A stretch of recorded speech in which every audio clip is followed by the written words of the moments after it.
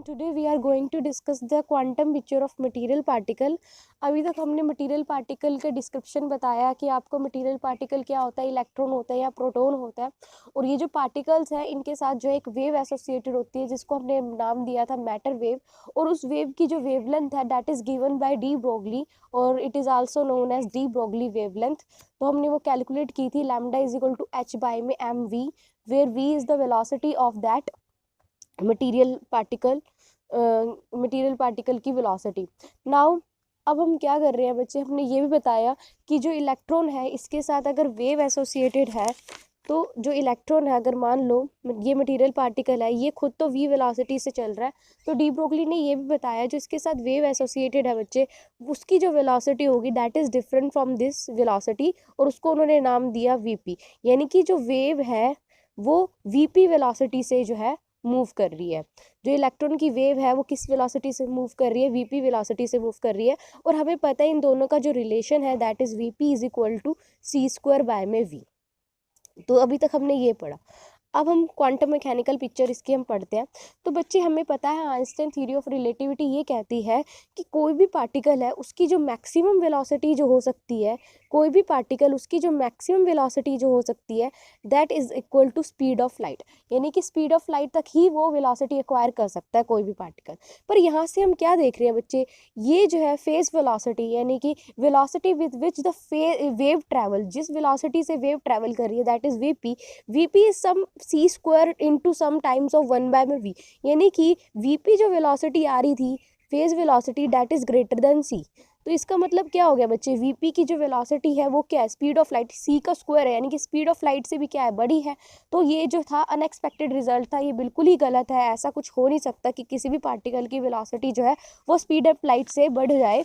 तो इसका मतलब ये हुआ था बच्चे कि ऐसा भी कह सकते हो, इसका मतलब आप ये भी कह सकते हो कि जो डी ब्रोगली वेवलेंथ है, ये जो वेव है वो बहुत तेजी से, अब पार्टिकल जो है वो मैक्सिमम सी वेलोसिटी से ट्रैवल कर सकता है, लेकिन फेज वेलोसिटी जो है वेव जो उसकी वेव है वो और तेजी से मूव कर रही है। तो एक टाइम ऐसा आएगा, ये तो सी वेलोसिटी से मूव कर रहा है और ये बहुत तेजी से सी स्क्वायर की वेलोसिटी से मूव कर रही है। तो एक टाइम ऐसा आएगा कि इसकी जो वेव है वो आगे निकल जाएगी और इलेक्ट्रॉन जो है यानी कि वो पार्टिकल वो पीछे ही रह जाएगा।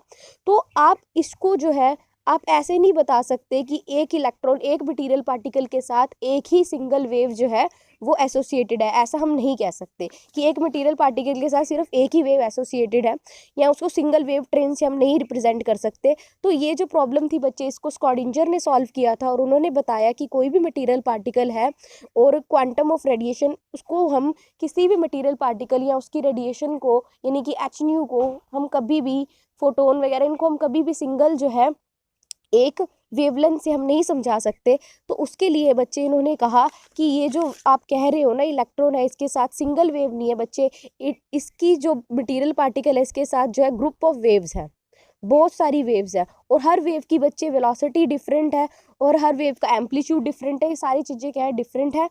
और किसी एक स्मॉल रीजन पे बच्चे हमें, ये किसी भी एक स्मॉल रीजन मान लो डेल्टा एक्स रीजन, ठीक है, बहुत ही small region delta x delta y, क्योंकि 3 डायमेंशन की बात करेंगे तो तीनों कंपोनेंट आएंगे। किसी भी पार्टिकल को अगर मुझे रिप्रेजेंट करना है तो तीनों कोऑर्डिनेट्स ही मैं करूँगी 3 डायमेंशन में। तो अगर मैं ये यहाँ पे कोई पार्टिकल है तो उसको तीनों कोऑर्डिनेट से रिप्रेजेंट कर सकती हूँ। तो ये भी कह रखा है कि जो ग्रुप ऑफ वेव्स हैं किसी एक पॉइंट पे बच्चे सिंगल ये जो स्मॉल रीजन पे बच्चे delta x delta y delta z पे हम इलेक्ट्रॉन की पोजीशन को लोकलाइज कर सकते हैं। ठीक है, तो यहाँ पे हमने ये बताया कि अगर मुझे किसी भी अगर इलेक्ट्रॉन की पोजीशन मुझे जाननी है किसी भी पॉइंट पे, तो मैं स्मॉल रीजन के लिए मैं जो है इलेक्ट्रॉन को हम जो है वो क्या कर सकते हैं, लोकलाइज कर सकते हैं, कि हम कह सकते हैं कि इस वेव रीजन में ही जो इलेक्ट्रॉन जो है वो पाया जाएगा।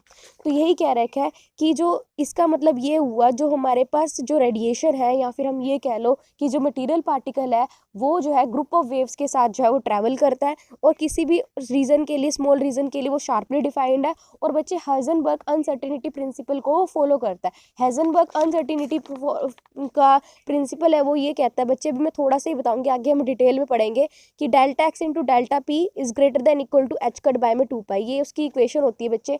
ये कहता है कि अगर किसी रीजन पे आप पार्टिकल की पोजीशन अगर स्पेसिफाई कर रहे हो तो उसको मोमेंटम को हम ये नहीं जान सकते कि वो कितने मोमेंटम से मूव कर रहा है या इसकी क्या वेलोसिटी हम नहीं बता सकते। तो उस केस में मोमेंटम आपका क्या होगा बच्चे, इनफाइनाइट होगा। अगर आप पोजीशन बता पा रहे हो किसी भी इलेक्ट्रॉन की तो उस केस में मोमेंटम क्या होगा बच्चे, इनफाइनाइट होगा। और हम ये भी कह सकते हैं अगर मैंने किसी रीजन में, स्मॉल रीजन में बच्चे इसका मोमेंटम बता दिया तो उस केस में बच्चे जो उसकी पार्टिकल की पोजीशन है वो क्या होगी, इनफाइनाइट होगी। तो ये हाइजेनबर्ग अनसर्टेनिटी प्रिंसिपल को फॉलो करता है। तो अभी तक हमें ये पता चला कि जो इलेक्ट्रॉन है या कोई भी मटेरियल पार्टिकल है दैट मूव्स विथ जो मटेरियल पार्टिकल है that moves with group of waves से मूव करता है, ठीक है ना। और इन ये जो ग्रुप ऑफ वेव्स हैं बच्चे, इसको हम क्या कहते हैं बच्चे, वेव पैकेट, ठीक है। तो वेव पैकेट जो है वो क्या है बच्चे, ग्रुप ऑफ वेव्स है। तो ये जो है ये सारी क्या कहलाएंगी आपकी बच्चे, वेव पैकेट कहलाएंगी। अब बच्चे इसके बाद जो नेक्स्ट क्वेश्चन आया, अब नेक्स्ट हमें क्वांटम पिक्चर मिल गई। तो ये जो पिक्चर थी बच्चे, ये कैसी पिक्चर थी, क्वांटम पिक्चर थी, ठीक है ना, किसकी, मटेरियल पार्टिकल की। तो मटेरियल पार्टिकल की क्वांटम पिक्चर हमें ये देखा कि वेव पैकेट जो है वो किससे मिलके बना है, ग्रुप ऑफ वेव से मिलके बना है, ठीक है। और हर ग्रुप जो वेव्स है उसका हर एक की बच्चे फेज वेलोसिटी, बच्चे हर जो वेव होगी उसकी खुद की वेलोसिटी होगी जिसको हम बच्चे फेज वेलोसिटी ही कहते हैं। तो बहुत सारी वेव्स हैं तो हर एक की वेलोसिटी जो होगी बच्चे वो डिफरेंट होगी, ठीक है। और अब जरूरी तो नहीं इसका एम्पलीट्यूड अगर इतना है वेव का तो इसका भी इतना ही होगा, नहीं, हर एक का एम्पलीट्यूड भी क्या होगा बच्चे, डिफरेंट होगा। हर वेव का जो एम्पलीट्यूड भी क्या होगा बच्चे, डिफरेंट होगा। तो यहाँ पे हमने यही कह रखा है कि मान लो अगर, और एक चीज और बोली बच्चे, इनका फेज भी क्या होगा, डिफरेंट होगा। मान लो अगर कोई वेव इस तरह से है, जरूरी तो नहीं जो नेक्स्ट वेव इस ग्रुप ऑफ वेव्स में जो एक और वेव होगी वो उसकी डायरेक्शन ऐसे भी हो सकती है। तो एक अगर 90 डिग्री फेज से ट्रैवल कर रही है, 180 से ट्रैवल कर रही है, एक 0 डिग्री से ट्रैवल करेगी, तो हर एक का फेज क्या होगा बच्चे, डिफरेंट होगा। तो यहाँ पे ये भी कह रखा है कि जब ये वेव्स, बहुत सारी वेव्स जो है बच्चे, जब ये कंस्ट्रक्टिवली इंटरफेयर करती है, कंस्ट्रक्टिवली इंटरफेरेंस क्या होता है बच्चे, कंस्ट्रक्टेड इंटरफेरेंस क्या होता है, तो मैंने आपको बताया था कंस्ट्रक्टिव इंटरफेरेंस अगर आपको पता होगा बच्चे, जब सारी की सारी वेव्स का जो है क्रस्ट और ट्रफ दोनों को दोनों जो है एक ही पॉइंट पे, मतलब दोनों सबका क्रस्ट एक जगह फॉल कर रहा हो। ये मान लो वेव है, ठीक है, ये वेव है बच्चे, इसका ये क्या होगा बच्चे, आपका क्रस्ट होगा और ये क्या होगा बच्चे, आपका ट्रफ होगा, ठीक है। जब हर वेव का क्रस्ट जो है क्रस्ट के ऊपर फॉल करे, हर वेव का ट्रफ जो है वो ट्रफ के ऊपर फॉल करे, तो ये जो इंटरफेरेंस होती है बच्चे इसको हम कहते हैं कंस्ट्रक्टिव इंटरफेरेंस, ठीक है। तो कंस्ट्रक्टिव इंटरफेरेंस जब सबका क्रस्ट के ऊपर फॉल कर रहा है, सबका ट्रफ के ऊपर फॉल कर रहा है, तो मैं किसी भी स्मॉल रीजन की बात करूँ, बिल्कुल ही स्मॉल रीजन की, तो डेल्टा एक्स की बात करूँ, तो उस केस में हम ये बता सकते हैं कि इलेक्ट्रॉन जो है इस स्मॉल रीजन के अंदर पाया जाता है। लेकिन तो उसकी, या ये कह लो कि कंस्ट्रक्टिव इंटरफेरेंस का ये फायदा है कि उस केस में हम पार्टिकल की पोजीशन लोकेलाइज कर सकते हैं। लेकिन बच्चे जब हर एक का क्रस्ट ट्रफ के ऊपर फॉल कर रहा है और हर एक का ट्रफ जो है वो क्रस्ट के ऊपर फॉल कर रहा है, तो उस केस में बच्चे क्या होगा, एम्पलीट्यूड 0 हो जाएगा। उस केस में हम ये नहीं बता सकते कि इलेक्ट्रॉन की क्या एग्जैक्ट पोजीशन है। तो इलेक्ट्रॉन की पोजीशन बताने के लिए बच्चे हमें क्या करना होगा कि कंस्ट्रक्टिव इंटरफेरेंस हमें चाहिए। तो यही कह रखा है यहाँ पे भी कि अगर मुझे किसी स्मॉल रीजन में हम किसी की भी बता सकते हैं अगर वहाँ पे क्या कर रहे हैं, कंस्ट्रक्टिव इंटरफेरेंस हो रहा है। अब बच्चे साई आर टी, मैं ये फंक्शन यूज़ करूँगी, वेव फंक्शन बच्चे, ये फिजिकल क्वांटिटी में यूज़ करूँगी किसी भी वेव को रिप्रेजेंट करने के लिए। और ये जो है बच्चे ये क्या बताता है, अगर मैं इसका मैग्नीट्यूड की बात करूँ तो ये क्या होगा, साई आर टी का स्क्वायर, ठीक है। इसका मैग्नीट्यूड लूँ या फिर आप ऐसे कह सकते हो साई आर टी का स्क्वायर, ठीक है।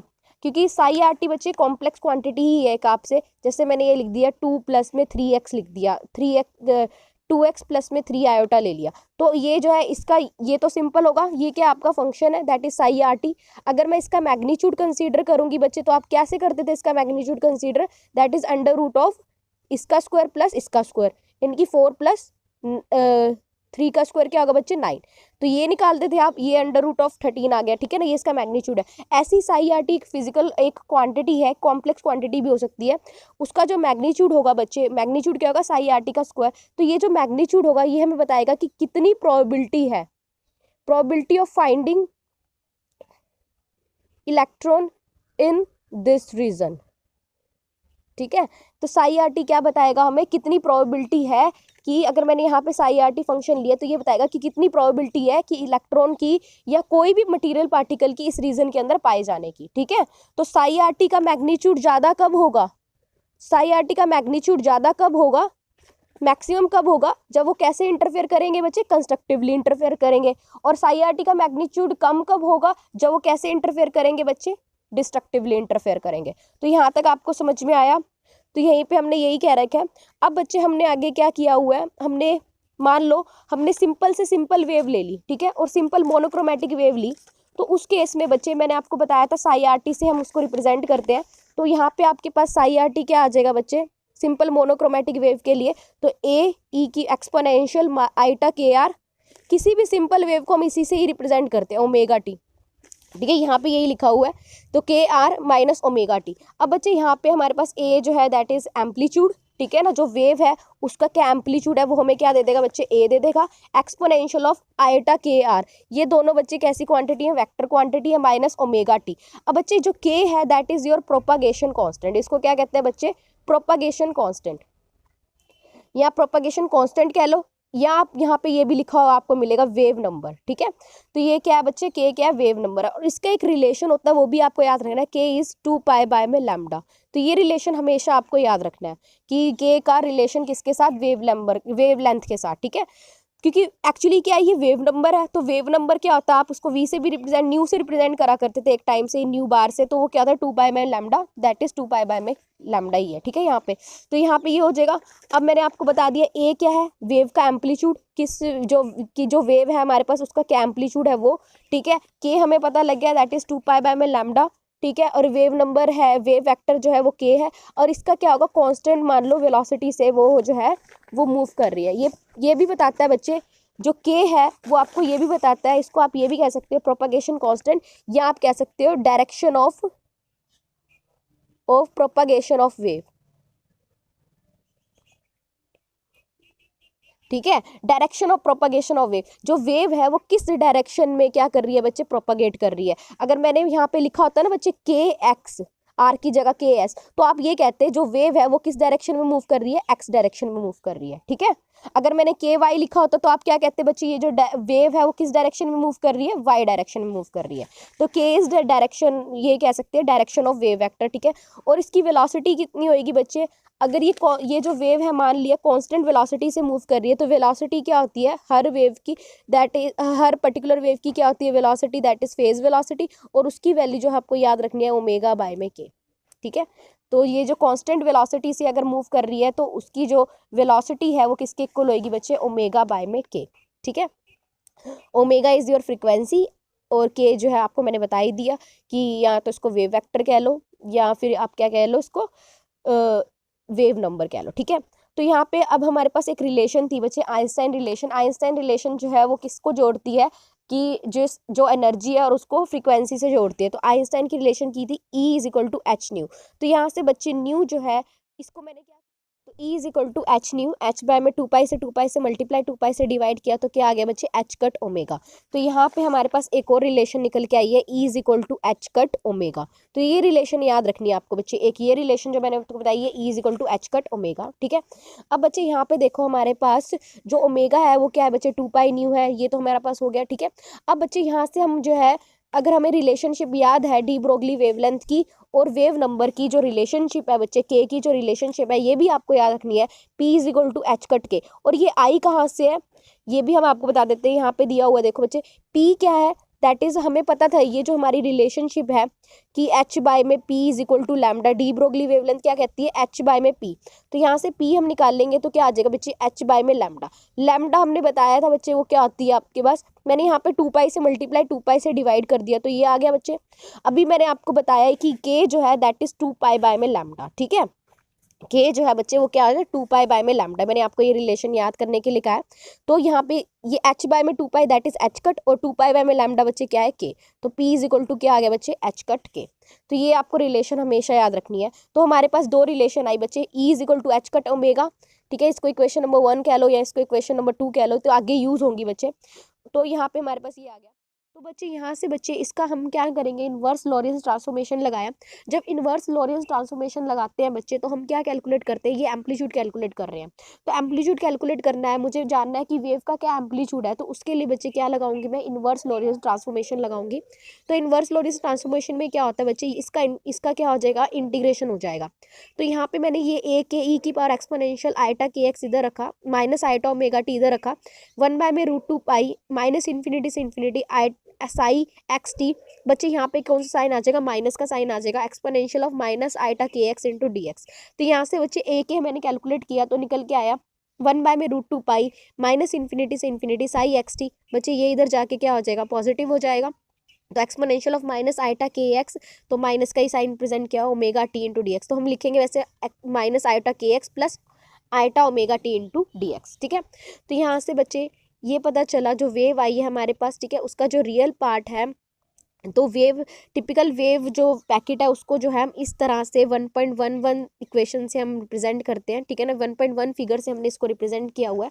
तो यहाँ पे बच्चे मैंने क्या किया, साई को प्लॉट किया एक्स के रिस्पेक्टिव में, और बहुत ही स्मॉल रीजन डेल्टा एक्स के लिए मैंने देखा। तो जो वेव आई थी बच्चे वो इस तरह से आई थी, और जो वेव जहाँ पे बच्चे मैक्सिमम जो है आपकी क्या आएगा, एम्पलीट्यूड होगा, जिस वेव का मैक्सिमम एम्पलीट्यूड होगा हम वहाँ पे कह सकते हैं कि यहाँ पे इलेक्ट्रॉन की होने की पॉसिबिलिटी 100% होती है। ठीक है, और ऐसे ही बच्चे मैंने साई को प्लॉट किया हुआ वेव नंबर के केस में, तो हमने देखा जो वेव पैकेट है वो कंटिन्यूस हार्मोनिक वेव्स हैं। ठीक है ना, और बस उनका क्या है, वेव नंबर देखो यहाँ पे वेव नंबर वेरी कर रहा है के नॉट से के नॉट माइनस डेल्टा के बाय में 2 और के नॉट प्लस में डेल्टा के बाय में 2। तो के नॉट आपका वेरी करेगा। ठीक है, और ये जो हमारे पास वेव पैकेट आएगा वो क्या होगा, कंटिन्यूस हार्मोनिक वेव्स होंगी।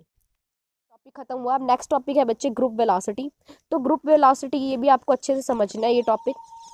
अब हमने बच्चे अभी मैंने एक वेलोसिटी तो मैंने डिफाइन कर रखी है कि इंडिविजुअल वेव है वो किस वेलोसिटी से मूव करती है बच्चे, वीपी से।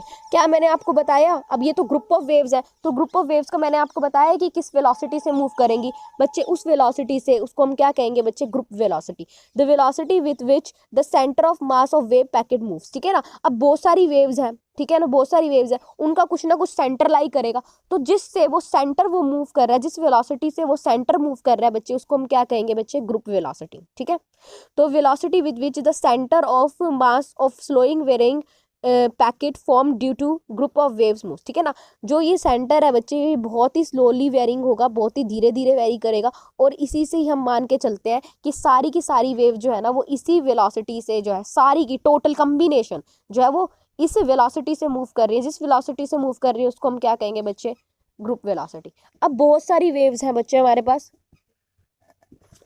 बच्चे बहुत सारी वेव्स हैं हमारे पास। ठीक है, अब सबका हर एक का तो अगर मैं बात करूं हर एक की वेलोसिटी डिफरेंट है, पर एक टाइम आएगा जब इनका जो सेंटर होगा बच्चे, ये सेंटर बहुत ही कम वेरी करेगा। जैसे एक वेव है, दूसरी वेव है, ठीक है, तीसरी वेव है, तो यहाँ से आप देखोगे बच्चे जो इसका सेंटर है बहुत ही कम वेरी कर रहा है, बहुत ही स्मॉल रीजन के लिए बहुत धीरे धीरे वेरी कर रहा है। तो इनका जो सेंटर ऑफ मास जो होगा ना इन वेव का, जिस वेलोसिटी से मूव करेगा उसको हम क्या कहेंगे बच्चे, ग्रुप वेलोसिटी। इसको आप वीजी से भी रिप्रेजेंट कर सकते हो। ठीक है, और आप ये भी कह सकते हो कि कितनी एनर्जी जो है वेव जो है वो ट्रांसमिट कर रहा है, या वेव ग्रुप जो है ट्रांसमिट कर रहा है।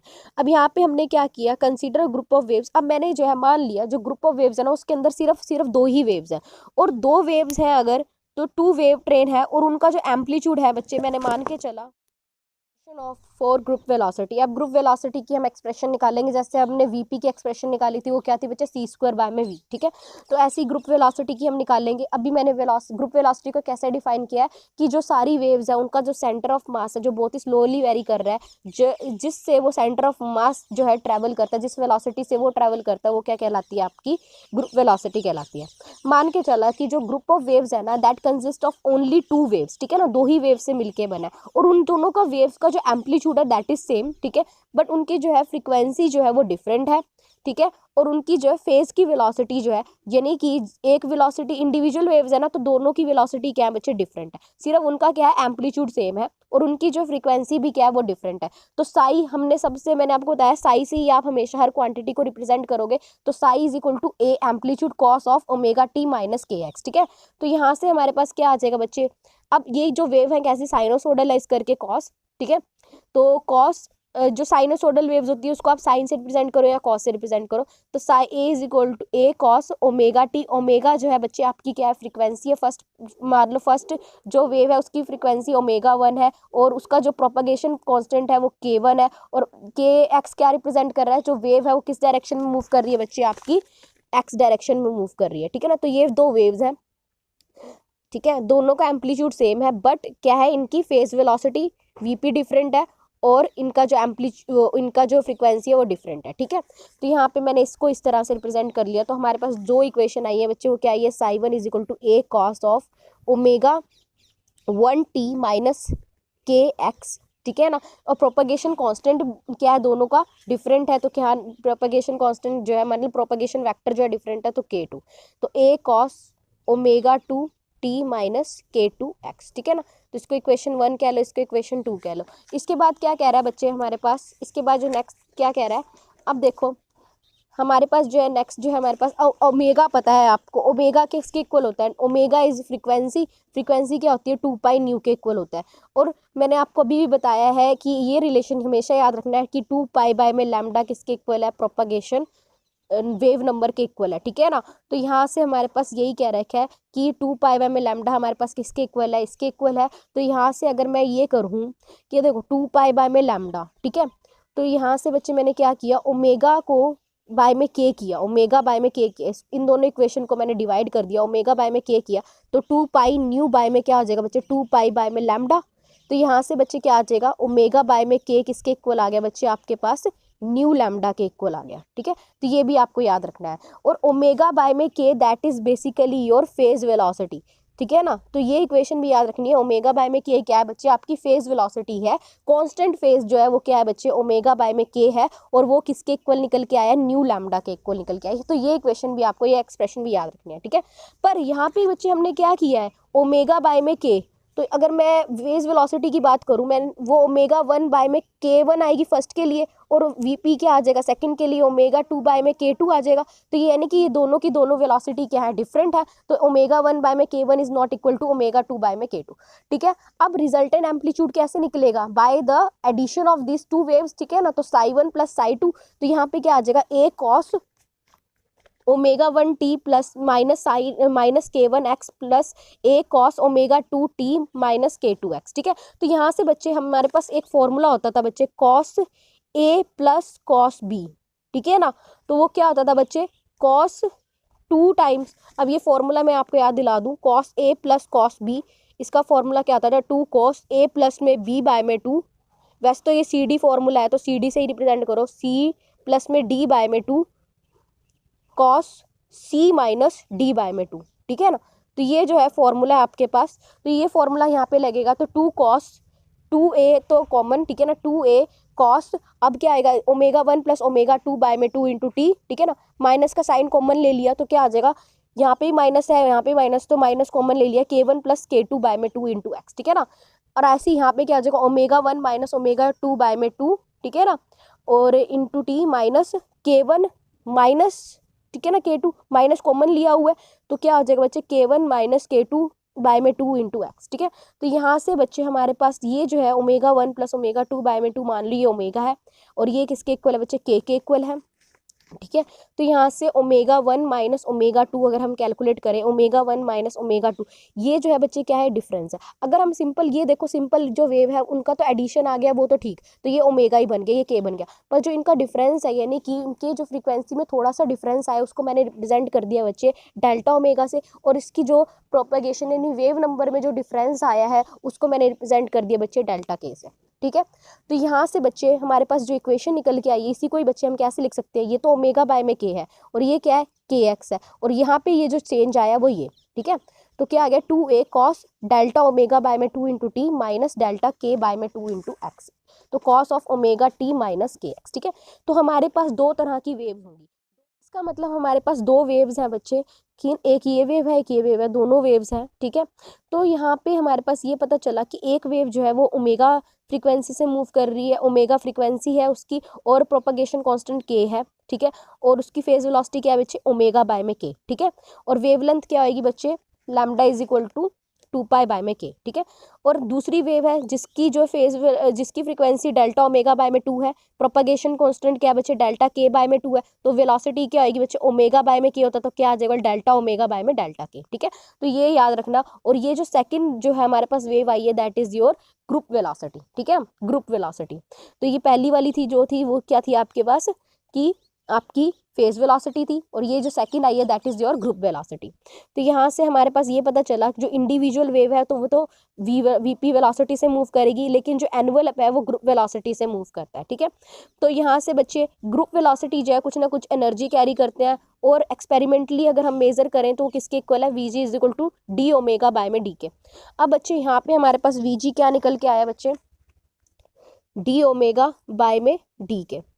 तो यहाँ से बच्चे डी ओमेगा बाय में डी के है, तो डी ओमेगा क्या है बच्चे आपके पास 2 पाई न्यू, ठीक है, और डी के क्या है बच्चे 2 पाई बाय में लैम्डा।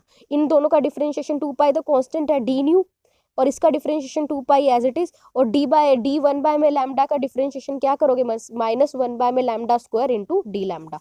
तो यहीं पे यही लिखा हुआ है बच्चे, जब हम करेंगे तो ये क्या हो जाएगा बच्चे, 2 पाई से 2 pi cancel, minus lambda square D nu by में डी लैम्डा। तो ये इक्वेशन बच्चे आपकी बहुत इंपॉर्टेंट है, इसको याद रखना। तो वी जी की हमारे पास ये इक्वेशन भी आती है। तो बच्चे एक दो चीज़ें आपको याद रखनी है, एक V P is equal to omega by में K, V ji is equal to delta omega या फिर डी ओमेगा बाय में डी के। तो ये, और एक हमारे पास जो ये रिलेशन है V P is equal to, मैंने न्यू लैम्डा निकाला था, ठीक है। ये जो इक्वेशंस है ना ये बार बार यूज होंगी, तो आपको ये एग्जैक्ट याद होनी चाहिए, ठीक है। और एक ये V ji is equal to minus lambda square D nu by में डी लैम्डा, ठीक है। देखो इसमें वीपी क्या था, न्यू लैम्डा आ रहा था, इसमें क्या आ रहा है बच्चे, minus lambda square D nu by में डी लैम्डा। अब आगे है relationship between VG and VG और वी के बीच में पार्टिकल वेलोसिटी। अब देखो वीपी और पार्टिकल वेलोसिटी के बीच में रिलेशन क्या था, सी स्क्वायर बाय में वी था। अब ऐसी वीजी का भी रिलेशन होगा कुछ पार्टिकल की वेलोसिटी के साथ, वो हम कैलकुलेट करेंगे। तो डी ब्रोगली वेवलेंथ क्या कहती है कि पार्टिकल जो है वो वी वेलोसिटी से मूव कर रहा है, ठीक है ना, और वो जो वी वेलोसिटी से जो पार्टिकल मूव कर रहा है उसके साथ जो है बहुत सारी ग्रुप ऑफ वेव एसोसिएटेड है, ठीक है। और वीजी जो है मान के चला वीपी वी के इज सेम एज वी। अब हम ये प्रूव करेंगे जो वीजी है ना उसकी वेलोसिटी और जो पार्टिकल की वेलोसिटी है सेम है। बच्चे होनी भी यही चाहिए कि जो जिससे सेंटर ऑफ मास जो है मूव कर रहा है पार्टिकल का, और वो जो है पार्टिकल की वेलोसिटी जो है अगर सेम होगी तो हम ये कह सकते हैं पार्टिकल यहाँ पे ही लाई करेगा, इसी पॉइंट पे ही लाई करेगा। पर पहले हमने क्या पढ़ा था, इससे फेज वेलोसिटी से जब हम कर रहे थे हमने देखा था कि जो फेज वेलोसिटी है वो तो बहुत तेजी से मूव कर रही थी पार्टिकल की वेलोसिटी से, तो पार्टिकल तो पीछे रह जाता था, सिर्फ वेव आगे चली जाती थी। पर जब हमारी जो सेंटर ऑफ मास है वेव वेलोसिटी का अगर वो वेरी किसके साथ मैच कर जाएगा, पार्टिकल की वेलोसिटी के साथ मैच कर जाएगा, तो हम कहेंगे पार्टिकल कहाँ लाई करेगा, इसी रीजन के अंदर लाई। यहाँ पे हमारे पास क्या है बच्चे, E is equal to H cut omega, तो P is equal to H cut K, ये रिलेशन याद रखना बच्चे। VG क्या है मैंने अभी बताया था, डी ओमेगा बाय में डी के। तो डी ओमेगा बाय में डी के अगर मैं करूँ तो क्या हो जाएगा बच्चे, यहाँ से अगर मैं ये लिखूँ तो E is equal to H cut K, H cut omega है बच्चे यहाँ पे, और P क्या है हमारे पास, क्या है बच्चे, एच कट के है, ठीक है। तो हमारे पास क्या है, हमने एच कट से एच कट ई को ई बाय में पी आ जाएगा, तो ओमेगा बाय में के हम ये भी कह सकते हैं वो किसके इक्वल है, ई बाय में पी के इक्वल है। तो यहाँ से बच्चे हम ये भी बोल सकते हैं वीजी क्या डी ओमेगा बाय में डी के, तो वो किसके इक्वल होगा बच्चे, डी ई बाय में डी पी के इक्वल, ठीक है। तो यहाँ से बच्चे अगर हम पार्टिकल क्या ले रहे हैं, नॉन रिलेटिविस्टिक पार्टिकल ले रहे हैं, तो उसकी जो एनर्जी होगी वो किसके इक्वल होगी, पी स्क्वायर बाय में 2m के इक्वल होगी, और पार्टिकल जो है उसका मोमेंटम क्या होगा बच्चे, mv होगा। तो यहाँ से हमने डी बाय में डी निकालेंगे तो ये क्या हो जाएगा, 2p डी बाय में 2m, ठीक है ना, तो p बाय में m आ जाएगा, दैट इज वेलोसिटी, ठीक है। तो p बाय में m किसके इक्वल आ जाएगा बच्चे, v के इक्वल आ जाएगा। तो यहाँ पे हमारे पास p बाय में m किसके इक्वल निकल के आया बच्चे, वेलोसिटी, क्योंकि देखो यहाँ पे मोमेंटम है, मोमेंटम बाय में m किसके इक्वल निकल के आया बच्चे, वेलोसिटी के इक्वल। तो यहाँ से दोनों इक्वेशन देखें, ये जो डी बाय में डी पी वी के इक्वल है, यहाँ से डी बाय में डी पी किसके इक्वल है बच्चे, वी जी के इक्वल है, तो we ji is equal to क्या आ गया बच्चे, वी। तो यहाँ से हमने यही बोला था ना कि जो पार्टिकल की वेलोसिटी है और ग्रुप ऑफ वेव जिससे सेंटर ऑफ मास जो है ग्रुप ऑफ वेव का मूव कर रहा है दैट इज ग्रुप वेलोसिटी, वो दोनों क्या होगी बच्चे, सेम। अब ऐसे ही बच्चे हमें पता है जो फेज वेलोसिटी है वो क्या है, ओमेगा बाय में के है। तो मैंने यहाँ पे ये भी लिखा है फेज वेलोसिटी क्या है, ओमेगा बाय में के, और ये किसके इक्वल है, ई बाय में पी के इक्वल है। ई बाय में पी के इक्वल है, जब ई बाय में पी करोगे ना बच्चे आप तो एम से एम कैंसिल हो जाएगा।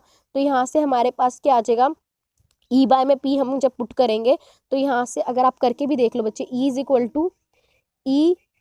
टू ई बाय में एक पी हम नीचे ले गए तो क्या आ गया, पी बाय में 2m, और p की वैल्यू क्या बच्चे mv है, mv बाय में सॉरी p बाय में 2m, हम यही चाहिए था। तो यहाँ से हमारे पास क्या आ गया p बाय में 2m।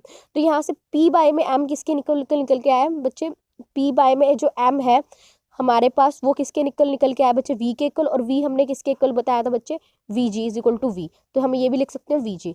तो किसी भी नॉन रिलेटिविस्टिक पार्टिकल के लिए जो फेज वेलोसिटी है वो हाफ होगी किसके, ग्रुप वेलोसिटी के। तो मतलब जो फेज वेलोसिटी जो इंडिविजुअल वेव है वो कम हाफ वेलोसिटी से जो है मूव करेंगे, जो जिससे सेंटर ऑफ मास जो है वो मतलब वेव पैकेट का मूव कर रहा है। ये तो था बच्चे सारा केस रिलेटिविस्टिक के केस में। अब पार्टिकल नॉन रिलेटिविस्टिक, ये तो था सारा नॉन रिलेटिविस्टिक के केस में। अब पार्टिकल जो है वो रिलेटिविस्टिक भी हो सकता है। तो उस केस में हमारे पास जो एनर्जी होगी, याद रखना वो क्या होगी, p square c square plus में m नॉट स्क्वायर c4, ये हमेशा याद रखना आपको। तो यहाँ से बच्चे हमने क्या निकाला, तो इसका डिफ्रेंशिएशन किया तो 2e डी बाय में dp के रिस्पेक्ट में डिफ्रेंशिएट किया। तो यहाँ पे ये p का फैक्टर तो है नहीं, ये तो 0, तो ये क्या आ जाएगा 2c स्क्वायर p, ठीक है। तो डी बाय में dp हमने निकाल लिया, क्या आगे बच्चे c स्क्वायर p बाय में e। तो यहाँ से हमारे पास डी बाय में dp क्या निकल के आया बच्चे, c स्क्वायर p बाय में e, ठीक है। तो यहाँ पे मोमेंटम भी हमें पता ही है। अब देखो एनर्जी जो होगी किसी भी पार्टिकल की एनर्जी वो किसके इक्वल होगी बच्चे, एम सी स्क्वायर के इक्वल। आइंस्टाइन की रिलेशन हमें याद रखनी है, E is equal to M C square. अगर हम नॉन रिलेटिविस्टिक का केस लेते तो क्या होता है, E is equal to M V square. तो यहाँ पे रिलेटिविस्टिक एम सी स्क्वायर, तो एम जो होगा यहाँ पे रेस्ट मास होगा, ठीक है ना, इफेक्टिव मास जिसको हम कहते हैं। तो इफेक्टिव मास को in terms of rest mass कैसे लिख सकते हैं, that is M not by में 1 माइनस वी स्क्वायर बाय में सी स्क्वायर। और मोमेंटम भी आपको पता है एम वी होता है। तो ये इफेक्टिव मास है, तो टोटल जो simple mass in terms of wave, in terms of mass rest mass होगा वो क्या होगा, एम नॉट बाय में 1 माइनस वी स्क्वायर बाय में सी स्क्वायर। तो यहाँ से बच्चे अगर आप देखो तो वी जी क्या है हमारे पास, डी ई बाय में डी पी था, तो डी ई बाय में डी पी, ठीक है, जो हम कैलकुलेट, तो डी ई बाय में डी पी। तो इन मतलब इन दोनों का क्या कर दोगे बच्चे, आप डिवाइड कर दोगे। जब इन दोनों को डिवाइड करेंगे हम, क्योंकि देखो डी ई बाय में डी पी, अभी मैंने एक रिलेशन बताई है आपको, वो रिलेशन क्या थी बच्चे, कि डी ई बाय में D T is C square. तो हमने अभी निकाली पीछे वाली इक्वेशन में, तो डी ई बाय में D P is equal to C square P by में ई, ठीक है। तो हमने ये निकाल लिया सी स्क्वायर पी बाय में ई। तो सी स्क्वायर पी क्या है बच्चे, एम वी, यानी कि एम नॉट वी बाय में under root of 1 minus V square by में सी स्क्वायर, बाय में ई करोगे तो आपका आ जाएगा M not C square 1 by में 1 माइनस वी स्क्वायर बाय में सी स्क्वायर। तो यहाँ से बच्चे सारा आपका कैंसिल हो जाएगा, ठीक है। सी स्क्वायर से सी स्क्वायर, एम नॉट से एम स्क्वायर, ये सारा कैंसिल हो गया। तो ये बच्चे किसके इक्वल निकल के आ गया आपका, सिर्फ और सिर्फ v बचेगा, that is your particle velocity. तो हमने यहाँ पे ये भी देख लिया, चाहे वो पार्टिकल रिलेटिविस्टिक हो चाहे वो पार्टिकल नॉन रिलेटिविस्टिक हो, आपकी जो ग्रुप वेलोसिटी है वो हमेशा किसके इक्वल होगी बच्चे, पार्टिकल वेलोसिटी के इक्वल होगी, ठीक है। तो यहाँ से यही हमने प्रूफ कर दिया कि वेलोसिटी पार्टिकल जो है वो किसी अगर मोशन में है तो उसके साथ जो है ग्रुप वेलोसिटी जो है एसोसिएट होती है, ठीक है। तो यहाँ से बच्चे फेज वेलोसिटी की अगर हम बात करें, phase velocity is omega by में के या ई बाय में पी, ठीक है ना। तो ई बाय में पी, तो ई बाय में पी अगर हम करें, एम से एम कैंसिल हो जाएगा बच्चे, क्या आ जाएगी, सी स्क्वायर बाय में वी आ जाएगी। तो दोबारा से हमने देखा जो स्पीड जो है मटेरियल पार्टिकल की वो हमेशा कम होती है किससे, स्पीड ऑफ लाइट से, ठीक है। तो speed of material particle is always less than speed of light, and phase velocity जो हमारे पास निकल के आई है वो किसके ग्रेटर होती है, सी के। यानी कि फेज वेलोसिटी तो हमेशा बड़ी होगी, लेकिन जो ग्रुप वेलोसिटी है वो हमेशा कितनी होगी, सी से कम ही होगी, ठीक है। तो इसका कोई फिजिकल सिग्निफिकेंस नहीं है, ना ही ये जो हमारे ओमेगा बाय में के एक मेजरेबल क्वांटिटी है, और ये ओमेगा बाय में के जो है is the velocity of propagation of a point. तो यहाँ पे ओमेगा बाय में के है, that is velocity of propagation of constant phase for a single harmonic component Sai, ठीक है। तो that is velocity of propagation of constant phase single harmonic component Sai. तो ये लिखा हुआ है यहाँ पे, दैट्स इट। तो हार्मोनिक क्रोमेटिक वेव जो है ना उसकी क्या होती है, डिफरेंट फेज वेलोसिटीज होती है, ये हमें पता होना चाहिए, ठीक है। तो ये ओमेगा बाय में के है, that is velocity of propagation of constant phase, जो कांस्टेंट फेज से मूव कर रहा है, ठीक है ना। यहाँ पे हमारे पास जो नेक्स्ट टॉपिक रहेगा that is de Broglie wave show dispersion even in vacuum, ठीक है ना। तो जो है डी ब्रोगली वेव्स जो है वो डिस्पर्जन शो करती हैं। हमने कहा था ना डिस्पर्जन के इफेक्ट को नहीं एक्सप्लेन करा, तो डिस्पर्जन शो करती है इन वैक्यूम में। तो यहाँ पे बच्चे डी ब्रोगली वेवलेंथ हमने ली, मान लो कोई रिलेटिविस्टिक पार्टिकल है जिसका मास एम नॉट है, ठीक है ना, रेस्ट मास एम नॉट है, मोमेंटम पी है। तो फेज वेलोसिटी किसके इक्वल होगी बच्चे, ई बाय में पी के इक्वल। तो ई जो मैंने बार बार बता रखा है आपको बच्चे, E is under root of M square C square P, M square m0 square c4 plus में p स्क्वायर c स्क्वायर, ठीक है ना। बाय में बच्चे p है, p को अंदर लेके जाएंगे रूट में तो क्या आ जाएगा, स्क्वायर हो जाएगा p स्क्वायर, ठीक है ना, इसकी पावर 1/2। बच्चे यहाँ से हमने क्या निकाल लिया, c कॉमन निकाल लिया। तो जब हमने c कॉमन निकाला तो बच्चे कैसे निकल के आया होगा, c स्क्वायर निकल के आया होगा, तभी तो c आया। तो c स्क्वायर निकल के आया होगा तो यहाँ से बच्चे क्या बचेगा, m0 c स्क्वायर, ठीक है ना, क्योंकि c स्क्वायर कैंसिल होगा ना, तो c स्क्वायर हो गया बाय में p स्क्वायर प्लस यहाँ से p स्क्वायर कैंसिल और c स्क्वायर से भी डिवाइड होगा तो क्या आ जाएगा, +1, ठीक है ना, इसकी पावर 1/2। तो यहाँ से बच्चे हमारे पास c इज इक्वल टू ये वाली टर्म आ गई, ठीक है ना, m0 c स्क्वायर बाय में p स्क्वायर, p हमें पता है दैट इज h बाय में लैम्डा, ये हमेशा भी ये चीज़ें याद रहनी चाहिए। तो ये आ गया हमारे पास, ठीक है। तो वेलोसिटी जो है even in the free space depend upon the wavelength, ठीक है ना। तो फ्री स्पेस में अगर हम बात करें, ठीक है ना, वैक्यूम में क्या होगा, दैट इज फ्री स्पेस, जहाँ पे कुछ नहीं है, एयर वेयर कुछ भी नहीं है, तो उस केस में जो आपकी वेलोसिटी है डी ब्रोगली वेव की, वो किसके ऊपर डिपेंड करेगी, लैम्डा के ऊपर डिपेंड करेगी। और हमें पता है जो डी ब्रोगली वेव्स है उन वो किससे मिलके बनी है, बहुत सारी वेव से मिलके बनी है, और सबका जो है लैम्डा जो है वो डिफरेंट होता है, ठीक है ना। तो ये लिखा हुआ है कि consequent de Broglie waves of different wavelength of wave packet representing a material particle have different phase velocity। तो यानी कि जब लैम्डा डिफरेंट होगा तो फेज वेलोसिटीज भी क्या होंगी बच्चे, डिफरेंट होंगी। तो वैक्यूम एक डिस्पर्जन मीडियम है, और अगर फेज वेलोसिटी और ग्रुप वेलोसिटी डिफरेंट होंगी तो कोई भी पार्टिकल जो है, अगर हम स्मॉल रीजन के अंदर लाई करेंगे, उसको जानना चाहेंगे स्मॉल रीजन की अगर हम बात करें, तो दोनों वेलोसिटी जो है वो इक्वल होंगी, ठीक है ना, मतलब इक्वल हो सकती हैं, ठीक है। तो ये वैक्यूम के अंदर क्या हो सकता है, फेज वेलोसिटी ग्रुप वेलोसिटी सारी डिफरेंट है, पर अगर हम बिल्कुल स्मॉल रीजन की बात करें, स्मॉल पैकेट की बात करें, तो दोनों वेलोसिटी का इक्वल हो सकती है, ठीक है।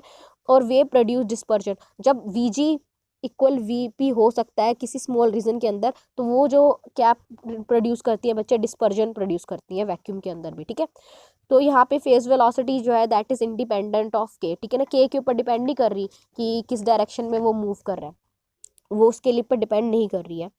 तो यहाँ पे हमारे पास ये हो गया कि V ji is equal to V P हो गया, ठीक है ना, और डी ओमेगा बाय में डी के जो है इंडिपेंडेंट है के, ये चीज़ें हमें याद रखनी है। तो जो waves of all wavelength have same velocity in vacuum, ठीक है ना। तो सभी की जो है वेवलेंथ की जितनी भी वेव्स हैं, ठीक है ना, उनकी वेलोसिटी हमेशा सेम रहती है वैक्यूम के अंदर, ठीक है ना। और कोई dispersion as a result, no dispersion of these waves in vacuum.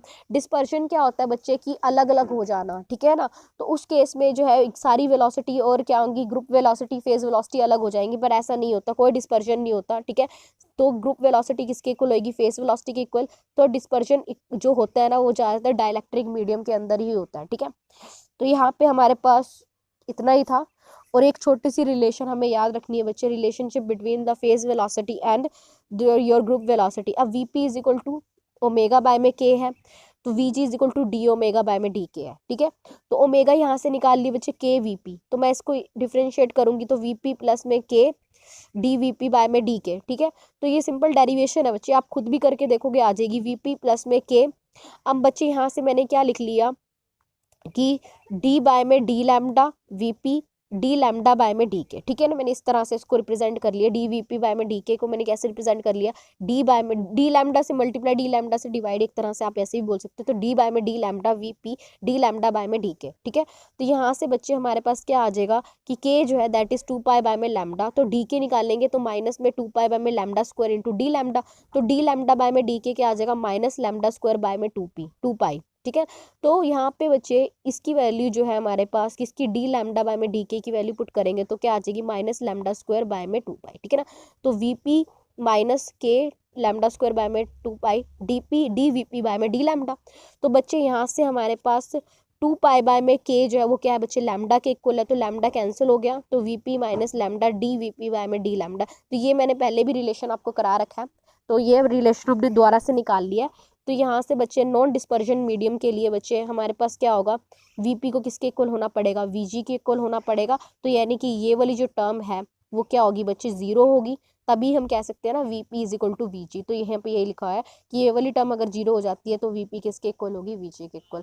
तो बच्चे ये अगर वीडियो ज़्यादा बड़ी है तो बच्चे इसको बार बार रिपीट में देखना, क्योंकि इसको समझना बहुत जरूरी है, इंपॉर्टेंट है ये टॉपिक बच्चे आपके लिए। Thank you.